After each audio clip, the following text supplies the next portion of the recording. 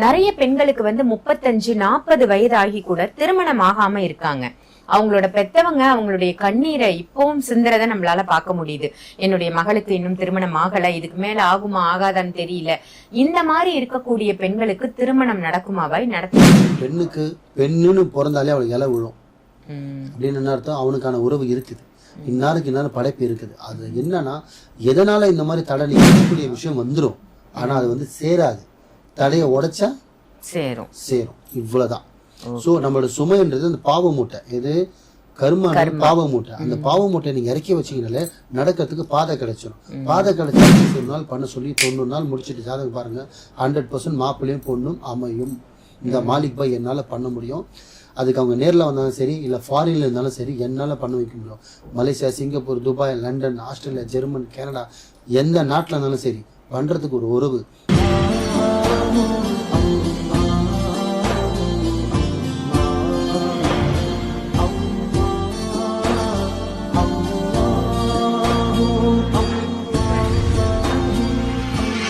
மர்ஜின் மணியர்கள் அனைவருக்கும் அன்பான வணக்கங்கள். பொருள் காவாங்கரை ட்ரிபிள் டவர்ஸ்ல இருக்கக்கூடிய மாலிக் பாய் அவர்களை தான் சந்திக்க வந்திருக்கோம். வணக்கம் பாய். வணக்கம்மா பாய். நிறைய பதிவுகள்ல பெண்களை பத்தி நம்ம பேசியிருக்கோம். இன்னைக்கான டாபிக்கும் ஒரு பெண்களுக்கான டாபிக்னு சொல்லலாம். நிறைய பெண்களுக்கு வந்து 35-40 வயது ஆகி கூட திருமணம் ஆகாம இருக்காங்க. அவங்களோட பெத்தவங்க அவங்களுடைய கண்ணீரை இப்பவும் சிந்துறத நம்மளால பார்க்க முடியுது. என்னுடைய மகளுக்கு இன்னும் திருமணம் ஆகல, இதுக்கு மேல ஆகுமா ஆகாதான்னு தெரியல. இந்த மாதிரி இருக்கக்கூடிய பெண்களுக்கு திருமணம் நடக்குமாவாய்? நடத்தி வைக்க முடியுமா? நல்லா கேட்டீங்க. வாழ்க்கையில ஆரம்பம்னு வந்து முடிவுன்னு இருக்குமா? எப்படி? கண்டிப்பா. ஆரம்பம்னு வந்து முடிவுன்னு இருக்கு, ஆரம்பம் தான் எல்லைன்னு ஒண்ணு இருக்கு. சரிங்களா? கெடுக்கிறத மனுஷன் காப்பாத்துறது தெய்வம். சரிங்களா? ஒரு பெண்ணுக்கு பெண்ணுன்னு பிறந்தாலே அவளுக்கு இலை விழும் அப்படின்னு அர்த்தம். அவனுக்கான உறவு இருக்குது, இன்னாருக்கு இன்னாரும் படைப்பு இருக்குது. அது என்னன்னா எதனால இந்த மாதிரி தடை நீக்கும்னு பாத்தீங்கன்னா, ஒண்ணு அந்த பொண்ணுக்கு வந்து திருமண வாழ்க்கையில நடந்தா இந்த பொண்ணுக்கு அது கெட்டது நடக்க போது இறைவனே அது தள்ளி போடுவான். இதான் உண்மை. ஃபர்ஸ்ட் ஒண்ணு. ரெண்டாவது, ஜாதகத்துல தோஷங்கள் இருக்கும்.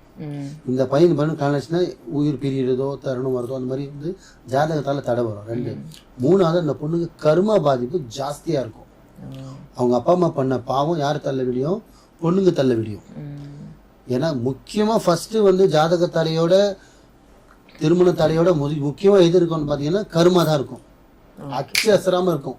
ஒரு பொண்ணுக்கு கல்யாணம் ஆகல, 40 வயசு ஆகுது. ஒரு பையனுக்கு கல்யாணம் ஆகல, 40 வயசு ஆகுது. என்னடான்னு பாத்தீங்கன்னா கர்மா தான் முதல் பாதிப்பா இருக்கும். ஸோ அப்போ அந்த பொண்ணு ரொம்ப சிம்பிளாக சொல்லிடுறேன். அந்த மாதிரி நபர் அப்பாவோ அம்மாவோ வந்தாலும் சரி, இல்லை அந்த பொண்ணையும் வந்தாலும் சரி, அவங்களோட ஜாதகத்தில் சொல்லலாம். இல்லை அவங்க டேட் ஆஃப் பர்த், ஃபோட்டோ, பேர், அப்பா அம்மா பேர், நாள் கிழமை வச்சு டேட் ஆஃப் பர்த் வச்சு கணிச்சிட்டு எந்த வருஷத்தில் பிறந்தாங்க, எப்படி பிறந்தாங்க, அவங்க அப்பா அம்மாவுக்கு கருமா இருக்கா, முன்னோர்கள் சாபம் இருக்கா, பித்திர தோஷம் இருக்கா, இல்லை சர்வ தோஷம் இருக்கா, என்ன தோஷங்கள் இருக்குன்னு பார்த்துட்டு அந்த தோஷத்துக்கான பரிகாரம் செஞ்சு அந்த பொண்ணுக்கு வரத்தை வர வைக்கலாம். வரக்கூடிய விஷயம் வந்துடும். ஆனால் அது வந்து சேராது. தடையை உடைச்சா சேரும். இவ்வளவுதான். சோ நம்மளோட சுமைன்றது அந்த பாவ மூட்டை, இது கர்ம பாவ மூட்டை. அந்த பாவ மூட்டை நீங்க இறக்கி வச்சீங்கனாலே நடக்கிறதுக்கு பாதை கிடைச்சிடும். பாதை கிடைச்சா போய் சேர்ந்துடலாம். எதனாலன்னு விஷயத்தை தெரிஞ்சுக்கிட்டு அந்த கர்மாவை கழிக்கணும். அது ஆணுக்கு 45 வயசு ஆனாலும் சரி, பொண்ணுக்கு 45 வயசு ஆனாலும் சரி. இல்ல பை, நான் ஜாதகத்துல பார்த்தேன், 2 பேருக்கு கல்யாணமே ஆகாதுன்னா நீ தலைக்கு நின்னாலும் ஆகாது, 100 சவரம் நகை வச்சாலும் ஆகாது, காரு பங்களா வச்சாலும் ஆகாது. அது பையனுக்கு இருந்தாலும் சரி, பொண்ணுக்கு இருந்தாலும் சரி. பார்க்கக்கூடிய ஒரே விஷயம், பொண்ணுக்கு 40 வயசு ஆகுதா கல்யாணம் ஆகலையா, பையனுக்கு 35 வயசு ஆகுதா கல்யாணம் ஆகலையா, 35 வயசு ஆச்சு பொண்ணுக்கு கல்யாணம் ஆகலையா. முதல்ல பார்க்கக்கூடிய விஷயம் ஜாதகம். கல்யாணம் ஜாதகம் நல்லா இருக்கா, சூப்பரா இருக்கு ஜாதகம், அப்ப ஏன் ஆகல? பணம் இருக்கு, அழகு இருக்கு, பர்சனாலிட்டி இருக்கு, வேலை இருக்கு, நல்ல வேலை செய்ய சம்பாதிக்கிற, வீடு இருக்கு, வாசல் இருக்கு, அம்மா இருக்கா, அப்பா இருக்கா, அப்ப ஏன் திருமணம் ஆகல? அப்ப ஏதோ தடுக்குது. வர விட மாட்டேங்குது, ஜோடி சேர விட மாட்டேங்குது, ஒண்ணு சேர விட மாட்டேங்குது. அப்ப என்ன தடுக்குது? அதை பார்த்துட்டு அதை போட்டு பாட்டு ஃபால்ல இல்ல இதுல வந்து தடை இருக்கு, கர்ம தடை, பித்திர தோஷம், சர்பதோஷம், முன்னோர்கள் பண்ண பாவம், இல்ல இந்த பொண்ணு பாவம் பண்ணிருக்கு, மறைச்சி இருக்கு, தடைகள் நிக்குது. அதை பார்த்துட்டு அதை கிளியர் பண்ணி அதுக்கான பரிகாரம் பண்ணி கையில கொடுத்து 90 நாள் பண்ண சொல்லி 90 நாள் முடிச்சுட்டு ஜாதகம் பாருங்க, 100% மாப்பிள்ளையும் பொண்ணும் அமையும். இந்த மாலிக் பாய் என்னால பண்ண முடியும். அதுக்கு அவங்க நேரில் வந்தாலும் சரி, இல்லை ஃபாரின்ல இருந்தாலும் சரி, என்னால் பண்ண வைக்க முடியும். Malaysia, Singapore, Dubai, London, Australia, German, Canada, எந்த நாட்டில் இருந்தாலும் சரி பண்ணுறதுக்கு ஒரு உறவு.